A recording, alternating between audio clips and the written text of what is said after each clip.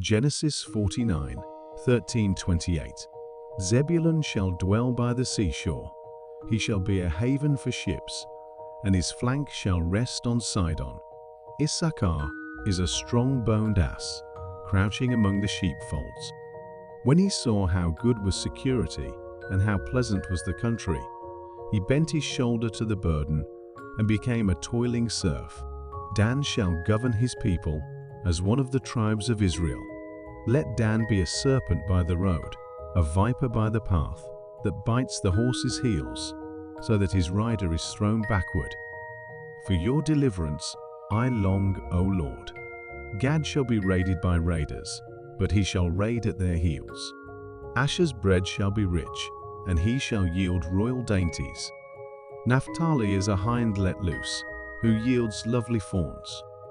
Joseph is a wild ass by a spring, wild colts on a hillside. Archers bitterly assailed him. They shot at him and harried him. Yet his bow stayed taut, and his arms were made firm by the hands of the mighty one of Jacob there, the shepherd, the rock of Israel, by the God of your father, who helps you, and Shaddai, who blesses you with blessings of heaven above, blessings of the deep that couches below, blessings of the plessy, breast and womb. The blessings of your father surpass the blessings of my ancestors to the utmost bounds of the eternal hills.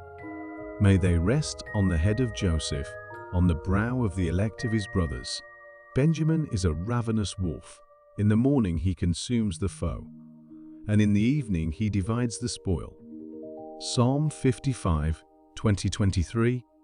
He has stretched forth his hand against them that were at peace with him.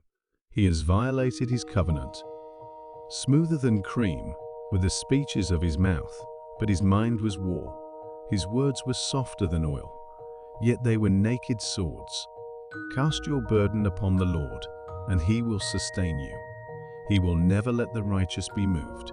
But you, O God, will bring them down to the nethermost pit.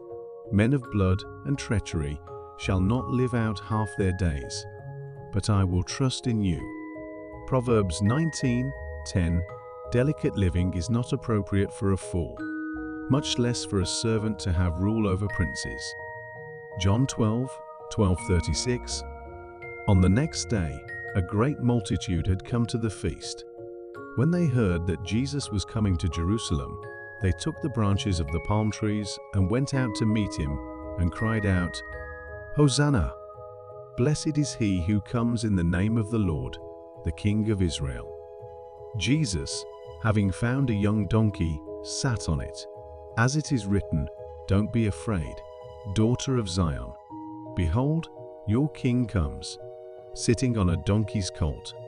His disciples didn't understand these things at first, but when Jesus was glorified, then they remembered that these things were written about him, and that they had done these things to him.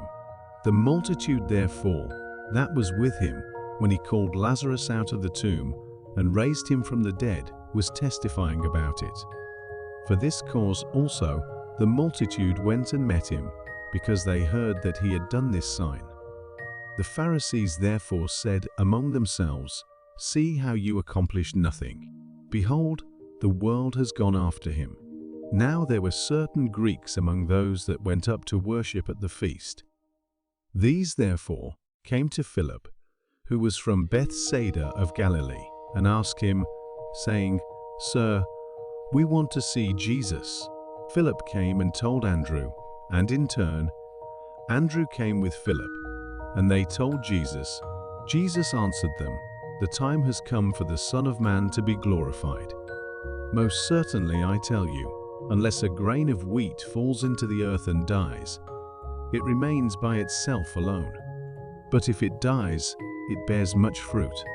He who loves his life will lose it.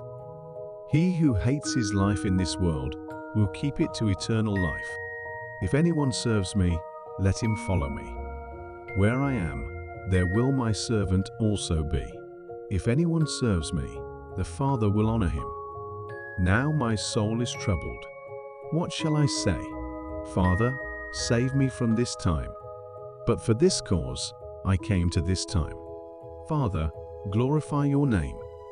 Then there came a voice out of the sky, saying, "I have both glorified it, and will glorify it again."